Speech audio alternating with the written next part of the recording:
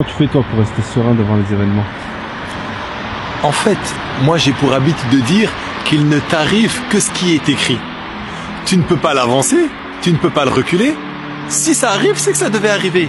Si c'est une bonne chose, tu l'accueilles vraiment avec le sourire, avec beaucoup de plaisir. Si c'est quelque chose de plus difficile, tu te dis, après la pluie, le beau temps, ça va forcément passer. Et je me dis aussi, je relativise par rapport à ce que certaines personnes vivent. Est-ce que moi en France, avec la situation qui est la nôtre, malgré l'instauration du pass sanitaire, malgré des volontés de plus en plus liberticides, malgré, on est toujours mieux que dans d'autres pays du globe. Ça ne veut pas dire que je me résigne, ça ne veut pas dire que je l'accepte, ça veut dire que je suis en paix avec ça.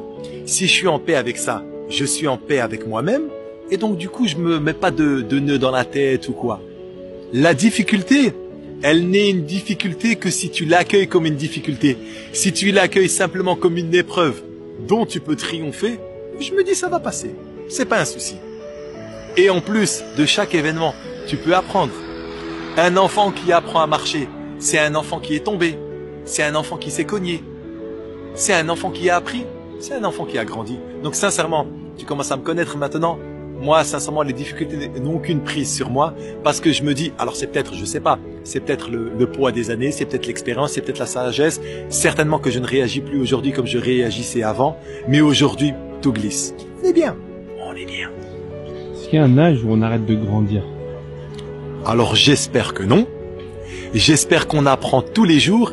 Et si je dis pas de bêtises,